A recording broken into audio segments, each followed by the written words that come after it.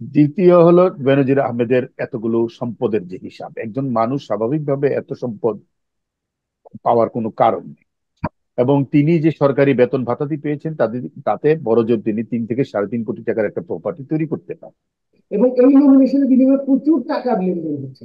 এই যে জায়গাটিকে রাষ্ট্রীয়ভাবে মানে অরাজনৈতিক করে ফেলা হচ্ছে, দুর্বৃত্তায়নের জায়গায় নিয়ে যাওয়া হয়েছে, এর থেকে আসলে স্বাভাবিকভাবে কোনো মুক্তি বাংলাদেশের জনগণের হবে বলে আমার মনে হয় না। রাজনৈতিকভাবে আওয়ামী লীগের নেতৃত্বের একটা আসলে প্রশ্ন ওঠা স্বাভাবিক, যে নমিনেশন গুলো কিভাবে হচ্ছে। আমরা যে প্রায় সময় দলের ভিতর থেকেই শুনি মনোনয়ন বাণিজ্য, সেগুলোর কিন্তু কিছুটা হলেও প্রমাণ পাওয়া যায়। একজন লোক সেনা প্রধান থাকলেন, একজন লোক বিজিবির প্রধান থাকলেন, তাকে আমরা রাষ্ট্র বা সরকার অস্বীকার করে ফেলছি, তার পদ নাই এই জন্য। কিন্তু রাষ্ট্র বা সরকার কিন্তু অস্বীকার করতে পারেন না, কারণ এরা রাষ্ট্রের শীর্ষ পর্যায়ে ছিলেন এই ব্যক্তিটি, এবং রাষ্ট্রের বিভিন্ন পলিসি মেকিং এ তিনি অংশ নিয়েছেন বা পলিসি ভূমিকা রেখেছেন। আসসালামু আলাইকুম। সৈয়দ ইশতিয়াক রেজা ভাই এবং সেলিম খান ভাই, আপনাদের দুজনকে রাজনীতির মঞ্চ অনুষ্ঠানে আমন্ত্রণ জানাচ্ছি এবং স্বাগত জানাচ্ছি স্বাধীন মিডিয়ায়। আমরা যে দুইটি বিষয় নিয়ে আমরা আলোচনা করব, প্রথম যে বিষয়টি নিয়ে আলোচনা করতে চাই সেটা হচ্ছে যে আপনারা জানেন এই এই কদিনের মধ্যে টক অফ দ্য টাউন বলা যাচ্ছে তিনটি ঘটনা। একটা হচ্ছে সাবেক সেনাপ্রধান আজিজ আহমেদ, আহ, যুক্তরাষ্ট্র স্যাংশন দিয়েছে, যেই স্যাংশনের কথা সেই ইলেকশনের আগের থেকে আমরা শুনছি। স্যাংশন আসবে, আসছে, অর্থনৈতিক স্যাংশন, সেটা ডোনাল্ড ঘুরে যাওয়ার পরই স্যাংশনটা আসলো। ওয়ারেস বলা হয়েছিল ডোনাল্ড এসেছেন আমাদের সাথে আবার সুন্দরভাবে ভবিষ্যৎ গড়তে এবং পেছন ভুলে যেতে, সেইখানে আবার স্যাংশন তার উপরে আসলো। তার পরপরই যেটা আমরা দেখলাম যে বেনজির আহমেদ, যে সাবেক আইজি, তিনি তিনি ওনাকে নিয়ে বেশ অনেক দিন আগেই রিপোর্ট হয়েছিল, আপনারা জানেন, যে তার সম্পদ নেই এবং তার সম্পদের আদালত জব্দ করার নির্দেশ দিয়েছে। এবং এর পরপরই যেটা আমরা দেখতে পাচ্ছি এখনো আলোচনায় আছে সেটা হচ্ছে যে এমপি ভারতে যে মৃত্যু, আনোয়ারুল আজিম আনার, তিনি মারা গেছেন। তো এরকম বড় বড় তিনজন মানুষ সরকারের একদম খুব কাছের বলবো, কারণ আগের সাবেক হলে ওনারা সরকারের খুব কাছের ছিলেন বলেই আমরা জানি, এবং সাথে স্ট্যান্ডিং এমপি ভারতে যে মারা গেছে। সো এই তিনটি ঘটনা সরকারের একটা অস্বস্তির কারণ তো হয়েছে বটে, যদিও ওবায়দুল কাদের বলেছেন যে এটা তাদের ব্যক্তিগত ব্যাপার এবং এর দায় সরকার দোষী, এটা সরকার তাদেরকে বাঁচাতে যাবে না। সো সবকিছু বিবেচনা আপনারা কি মনে করেন, আসলে কি সরকারের কোনো দায় নেই? আমি প্রথম রেজা ভাই আপনার কাছে যাচ্ছি। জি। অনেক ধন্যবাদ। দেখেন, তিনটি ঘটনার দায় যদি সরকার নিতে না চায়, আপনি দায় দিবেন কি করে? বাংলাদেশে তো একটা ডিনায়াল কালচার তৈরি হয়েছে যে আমি কিছু জানি না, আহ, এবং আমার উপরে আসে না। যেহেতু প্রতিপক্ষ খুবই দুর্বল, প্রতিপক্ষকে যে কোনো ভাবে সাহায্য করা যায়, গণমাধ্যমও খুব দুর্বল অবস্থান আছে, নাগরিক সমাজ বলে কিছু নাই, ফলে দেখেন এত বড় ঘটনাগুলো সেইভাবে সমাজে কোনো রেখাপাত করেনি। জেনারেল আজিজ আহমেদ সেনাপ্রধান ছিলেন, বিজিবির প্রধান ছিলেন, দুটোই ছিল এই সরকারের আমলে। বেনজির আহমেদ 2021 সালে স্যাংশন খেয়েছেন, তখন তিনি আহ সরকারে ছিলেন। ফলে দুটি বাহিনীর প্রধান একটা সরকারের আমলে স্যাংশনের মধ্যে পড়লো, এটা তো দায় সরকারেরই।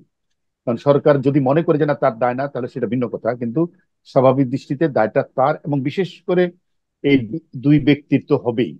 প্রথমত হলো এরা দুইজনই ক্ষমতার অপব্যবহার করেছে, এবং সেটা হয়েছে ক্ষমতায় থাকার সময়। তখন যারা রাজনৈতিকভাবে ক্ষমতায় ছিল তাদেরকে এই দায়টা নিতে হবে। অন্তত যদি আর্থিকভাবে নাও নেয়, কিন্তু অন্তত নৈতিক দায়িত্ব নিতে হবে যে তাদের আমলে এই ঘটনা ঘটেছে। তাদের আমলে সেনাপ্রধান স্যাংশন খেয়েছে, পুলিশ প্রধান মানবাধিকার লঙ্ঘনের দেহে অভিযুক্ত হয়ে র্যাবের উপর যে নিষেধাজ্ঞা পড়েছিল তার মধ্যে পড়েছে। দ্বিতীয় হলো বেনজির আহমেদের এতগুলো সম্পদের যে হিসাব, একজন মানুষ স্বাভাবিকভাবে এত সম্পদ পাওয়ার কোনো কারণ নেই। এবং তিনি যে সরকারি বেতন ভাতাটি পেয়েছেন তাতে বড়জোর তিনি 3 থেকে 3.5 কোটি টাকার একটা প্রপার্টি তৈরি করতে পারেন। যদি পরিবারের অনেক অসংখ্য টাকা থেকে থেকে, তাতেও সেটা আমরা আগে কখনো দৃশ্যমান ছিল না। সেই জায়গা থেকে বেনজির আহমেদ ক্ষমতার অপব্যবহার করেছেন, এটা কনফার্ম, এটা নিশ্চিতভাবেই বলা যায়। ফলে এই দায় তার, এবং এই দায় রাষ্ট্রের, কারণ তিনি ক্ষমতাকে ব্যবহার করেছেন যখন রাজনৈতিকভাবে আওয়ামী লীগ ক্ষমতায় ছিল এবং তিনি তখন পুলিশের প্রধান ছিলেন। তিনি তার ক্ষমতাকে অপব্যবহার করে এ টাকা আয় করেছেন। এর দিকেও মানে আমি যেটা বলবো, ওবায়দুল কাদের যেটাই বলেন না কেন তা থেকে দায় মুক্তির কোনো জায়গা নেই, কিন্তু হয়তো আপনি তাকে সরাসরি গিয়ে যে আপনাকে এখনই দায় নিতে হবে এই কথা হয়তো বলতে পারছেন না। এটা নৈতিক জায়গা থেকে দায় গ্রহণ করার একটা নৈতিক জায়গা লাগে। আমাদের রাজনীতিতে সেই নৈতিক জায়গাটা চলে গেছে সেইভাবে।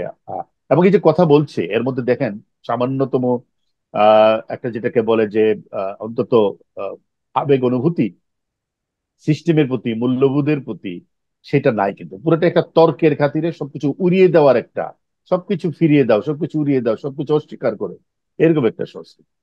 আনোয়ারুল আজিম ভারতে মারা গেছেন, তার ব্যাপারে যে সমস্ত খবর আসছে, তিনি স্বর্ণের ব্যবসা করতেন, চোরাচালানের বিষয় ছিল, এবং একটা লোকের অতীত রেকর্ড ভয়ঙ্কর রকমের খারাপ, যাকে আন্তর্জাতিকভাবে পুলিশ দিয়ে খোঁজা হয়েছে।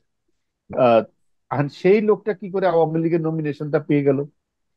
তাকে যে দলে ফেরানো হলো কোন কোন যুক্তিতে ফেরানো হলো? জনপ্রিয়তা, শুধু জনপ্রিয়তায় যদি কোনো ভিত্তি হয়ে থাকে তাহলে তো পর্ন স্টাররাও অনেক জনপ্রিয়, তাই না? কিন্তু সেগুলো তো আসলে কোনো জনপ্রিয়তার ভিত্তি হতে পারে না। তো এই সমস্ত জায়গা থেকে দেখলে এখানেও কিন্তু রাজনৈতিকভাবে আওয়ামী লীগের নেতৃত্বের একটা আসলে প্রশ্ন ওঠা স্বাভাবিক, যে নমিনেশন গুলো কিভাবে হচ্ছে। আমরা যে প্রায় সময় দলের ভিতর থেকেই শুনি মনোনয়ন বাণিজ্য, সেগুলোর কিন্তু কিছুটা হলেও প্রমাণ পাওয়া যায়। আমরা জেলায় জেলায় এবং বলতে গেলে জনপদে জনপদে চিহ্নিত সমাজ বিরোধীদেরকে এইভাবে যে দলে নিয়ে আসা হচ্ছে, পদ দেওয়া হচ্ছে, টিকিট দেওয়া হচ্ছে, তার একটা বড় দৃষ্টান্ত হলো আনোয়ারুল আজিম আনার। তাকে হত্যা করা হয়েছে, তিনি অত্যন্ত নির্মম ভাবে হত্যার শিকার হয়েছে। তার পরিবারের প্রতি আমাদের শোক আছে, তার নিজের প্রতিও আমাদের কোনো সেভাবে ব্যক্তিগত কোনো ক্ষোভ নেই। কিন্তু রাজনৈতিক জায়গা থেকে দেখলে আওয়ামী লীগকে আপনি যেটা বলেছেন যে অস্বস্তিতে ফেলে কিনা, অস্বস্তি যদি কেউ নিতে না চায় তাহলে তো সেটা ভিন্ন কথা, কিন্তু নৈতিকতার জায়গা থেকে এটি অবশ্যই ক্ষমতাসীন রাজনৈতিক দলের জন্য অস্বস্তিকর। জি, ধন্যবাদ আপনাকে সেলিম ভাই। আপনি শুনছিলেন রেজা ভাইয়ের কথা। আপনি কি মনে করছেন? আপনাকে ধন্যবাদ।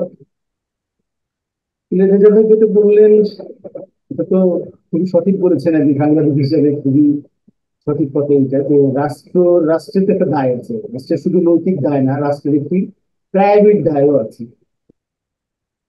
আমরা শুধু নৈতিক বলেই ছেড়ে দিতে পারি না। আর নৈতিকতার কথাই যখন আসলো, তখন বাংলাদেশ নামক এই রাষ্ট্রটির এখন কি কোনো নৈতিকতার জায়গা আছে যে তারা নৈতিকভাবে দায় নেবে? আমার তো মনে হয় না। এই রাষ্ট্রটির কোনো নৈতিক জায়গা নেই। নৈতিক জায়গায় যদি থাকতো তাহলে আনারের মতো লোককে তারা নমিনেশন দিতে পারতেন না। বা আমরা যদি আরো নমিনেশনের কথা বলি, মানে হুকুম বাস্তে কম্পিউটার হয়ে যেতে প্রায় প্রত্যেকটা নমিনেশন এরকম নমিনেশনে টাকার বিনিময়ে ওই যে রেজা ভাই যেটা বললেন যে প্রত্যেকটা জনপদের যে সবচেয়ে খারাপ মানুষটি, প্রত্যেকটা জনপদের যে মানে ক্ষমতার কারণে জনপ্রিয় মানুষটি, তাদেরকেই দলে ফেরানো হচ্ছে এবং তাদেরকে নমিনেশন দেওয়া হচ্ছে। এবং এই নমিনেশনের বিনিময়ে প্রচুর টাকার লেনদেন হচ্ছে। এই যে জায়গাটিকে রাষ্ট্রীয়ভাবে মানে অরাজনৈতিক করে ফেলা হচ্ছে, দুর্বৃত্তায়নের জায়গায় নিয়ে যাওয়া হয়েছে। এর থেকে আসলে স্বাভাবিকভাবে কোনো মুক্তি বাংলাদেশের জনগণের হবে বলে আমার মনে হয় না। এখন আসি আমি যে সাবেক সেনা প্রধানের উপর মার্কিন নিষেধাজ্ঞা, যখন বললেন, তো সেখানে তার বিরুদ্ধে যে নিষেধাজ্ঞা, এটা আমরা অনেক আগে থেকেই শুনে আসছিলাম। এবং আল জাজিরা একটা প্রচার করেছিল, তথ্য চিত্র প্রচার করেছিল। সেই তথ্যচিত্র তখন আমাদের এই রাষ্ট্র রাষ্ট্রের সরকার প্রধান বা রাষ্ট্রের সংশ্লিষ্ট লোকজন কিন্তু অস্বীকার করেছে, প্রত্যাখ্যান করেছে। তারাও এটাকে বলছে মিথ্যা, বানোয়াট, ইত্যাদি ইত্যাদি। এবং মজার বিষয় হলো এই তথ্যচিত্রটি আন্তর্জাতিকভাবে আমি যতদূর জানি 7টি পুরস্কারে ভূষিত হয়েছে। তো এখন প্রশ্ন হলো, তথ্যচিত্র যদি অথেন্টিক না হয় তাহলে কি এইভাবে এটা হতে পারে? সেটা বাড়ি দিলাম। এবং এটা নিয়ে আমরা প্রত্যাখ্যান করেছি খুবই স্বাভাবিকভাবে, ক্যাজুয়ালি প্রত্যাখ্যান, যেটা সবসময় করে থাকি। আমাদের বিরুদ্ধে কিছু হলেই সেটা আমরা বলি বেসলেস, সেটা আমরা বলি মিথ্যা, বানোয়াট, ইত্যাদি ইত্যাদি। কিন্তু আমরা কি কার্যকর ভাবে এই তথ্যচিত্রটির কোনো প্রতিবাদ দিতে পেরেছি বা কাউন্টার দিতে পেরেছি? আমরা রাষ্ট্র বা সরকারের দিক থেকে কিন্তু পারি নাই দিতে। তাহলে ধরে নিতে হবে তথ্যচিত্রটি সঠিক। এবং এই তথ্যচিত্রটির প্রচারের পরে আজিজ আহমেদ অবসর নিয়েছেন প্রায় 3 বছর। এর মধ্যেও কি সরকার আজিজ আহমেদের এই তথ্যচিত্রে উল্লেখিত অপরাধগুলোর কোনো খোঁজ খবর করতে পারেননি? আজকে যখন নিষেধাজ্ঞা দিয়েছে তখন বলা হচ্ছে এটা ব্যক্তিগত ব্যাপার।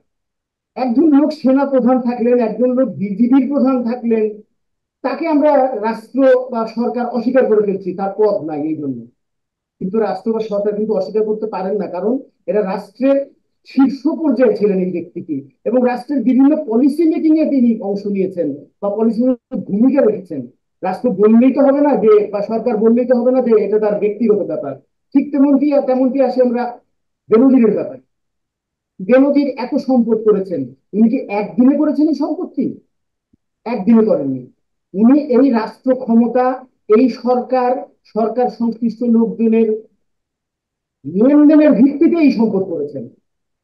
এই সরকার সংশ্লিষ্ট লোকজন যেমন পুলিশ প্রধান হিসেবে বেনজিরের কাছ থেকে সুবিধা নিয়েছেন, ঠিক তেমনি বেনজিরকেও সুবিধা দিতে বাধ্য হয়েছেন। এটা একটা পারস্পরিক লেনদেনের বিষয় আসলে। এবং এই লেনদেনটা বাংলাদেশ নামক রাষ্ট্রটিকে এখন এক ধরনের বৈধতা পেয়ে গেছে। আর যখনই উনি পদে থাকছেন না, তখন এগুলি যে কোনো ভাবে হোক প্রকাশ হচ্ছে, এবং প্রকাশ হওয়ার পরে তখন আমরা রাষ্ট্র সংশ্লিষ্ট বা সরকার সংশ্লিষ্টরা বলছি যে এটা আমাদের বিষয় না, আমরা এটার দায় নিতে পারবো না, এটা তাদের ব্যক্তিগত বিষয়। তো বিষয়টি কি এতই সহজ? আপনি বলে দিলেন ব্যক্তিগত বিষয় আর সেটা হয়ে গেল? এভাবে কি চলতে থাকবে?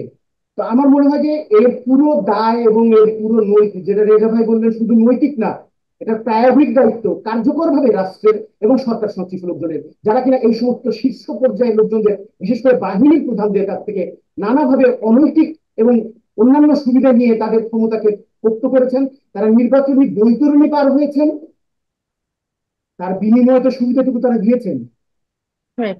তো নিম্ন আদালত, অধস্তন আদালত সম্পদ জব্দ করেছেন। এইটাই তো শেষ কথা না, এরপরে অনেক আদালত আছে। আলটিমেটলি দেখা যাক কি হয়, কারণ এর আগে অতীতের অভিজ্ঞতা আছে আমাদের। আলটিমেটলি যখন এটা খুব টপ অফ দ্য টাউন থাকে, তখন এক ধরনের কথাবার্তা হয়, তারপর ধীরে ধীরে এগুলো নিয়ে যায়, এবং এগুলো নিয়ে আর কোনো কথা ওঠে না। নানাভাবে তারা পার পেয়ে যান, এবং তারা বহাল তবিয়তে আমরা ইমিগ্রেশন দিয়ে পার করে দিই তাদেরকে, জামাইয়া ধরে তারা বিদেশে গিয়ে ভোগ বিলাসের জীবনযাপন করেন, যেখানে আগে থেকেই তারা অনেক টাকা পয়সা, সহায় সম্পদ এবং আত্মীয় স্বজন, বউ শ্যালট ইত্যাদিকে নিয়ে ওখানে তারা বিপদ করেন। তারা খুবই আরামে থাকেন। এটাই চলে আসছে। আর এমপির বিষয়ে আপনি এমপি আনারের বিষয়ে আপনার মন্তব্য জানতে চাচ্ছিলাম, কারণ আমাদের এটা বিষয়ে আমি এটা আমার কাছে সবচেয়ে বিস্ময় লেগেছে যে একজন এমপি লাল পাসপোর্টধারী, তা সে মানে যে কোনো আহ, আহ, ইয়াতে প্লেনেই যাক বা বাসেই যাক, যে কোনো বর্ডার ক্রস করুক না কেন, তার তো লাল পাসপোর্ট, তার কিছুটা ইয়ে থাকবে না, সিকিউরিটি থাকবে না? হঠাৎ একটা দেশে গেল, সে গেলই মানে পার্সোনাল কারণে, না, কিন্তু এটার মধ্যে একটা নিয়ম আছে। নিয়মটা আমি একটু বলি। ডিপ্লোমেটিক পাসপোর্টধারীদের একটা অফিসিয়াল নিয়ম আছে। সেটা হলো যে ডিপ্লোমেটিক পাসপোর্টধারী যদি কোনো দেশে যান, তো সেখানকার আমাদের যে ডিপ্লোমেটিক মিশন আছে তাকে জানাতে হয়। এমপি আনোয়ারুল আজিম সেটা জানান নাই। উনি কিন্তু ডিপ্লোমেটিক পাসপোর্ট ব্যবহার করেননি। উনি তার ব্যক্তিগত পাসপোর্টের সার্ক স্টিকার ব্যবহার করে গেছেন। সুতরাং উনি একজন অতি সাধারণ প্যাসেঞ্জার হিসেবে ক্রস করেছেন বর্ডার। কিন্তু সেই ক্ষেত্রে কি তাহলে তিনি এবং পরিচয় গোপন করার চেষ্টা ছিল? আমি একটু উনি হয়তো এটা সিরিয়াসলি নেন নাই, আমার ধারণা উনি খুব সিরিয়াসলি নেন নাই। সীমান্ত জেলাগুলোতে বা সীমান্ত এলাকাগুলোতে এক ধরনের টোকেন সিস্টেম আছে আপনার সীমান্ত পারাপারে। হুম, এদেশ হুম। থেকে ওই দেশে যাওয়ার এক ধরনের টোকেন সিস্টেম আছে, এবং এটা বিজিবি এবং বিএসএফ উভয়ের সম্মতিতেই হয়ে থাকে। এবং এটা 2 দিনের হয়, 3 দিনের হয়, 1 মাসের হয়, 7 দিনের হয়। এরকম টোকেন নিয়ে তারা ঘুরে যান, গিয়ে ওখানে কাজকর্ম সেরে আবার চলে আসেন। তো রেজাবের যেটা বললেন, তিনি ডিপ্লোমেটিক পাসপোর্টটি ব্যবহার করেননি। এটা অথেন্টিক এই কারণে যে ডিপ্লোমেটিক পাসপোর্টের নিয়ম অনুযায়ী ইমিগ্রেশনকে আগে জানাতে হয় যে আমি দেশ ছাড়বো হুম, বা হুম। ইমিগ্রেশন করবো। যেহেতু তিনি সেটা করেননি, তিনি কোনো না কোনো ভাবে সীমান্ত পার হয়েছেন। আরেকটি কথা আমার অবশ্য মাথায় ঢুকছে না এই ক্ষেত্রে, যে তিনি ডিপ্লোম্যাটিক পাসপোর্টের পরেও কি তার একটি সবুজ পাসপোর্ট আছে? সেটাই আমরা আমি তো ওটাই যতদূর জানতে চাচ্ছিলাম, কারণ মন্ত্রী এমপি হলে পরেই তো তার একটা ডিপ্লোম্যাটিক পাসপোর্ট হয়, লাল না, পাসপোর্ট ডিপ্লোমেটিক পাসপোর্ট গ্রহণ করলে ব্যক্তিগত পাসপোর্ট জমা দিয়ে দিতে হয় জমা মানে দিয়ে দিতে হয়, সারেন্ডার ধরেন করে রাষ্ট্রের তারপরে কাছে। ইয়া করতে হয়। জি। এখন ধরেন বাংলাদেশে কোন নিয়মটা কে পালন করে? সেই। জি, সেলিম ভাই।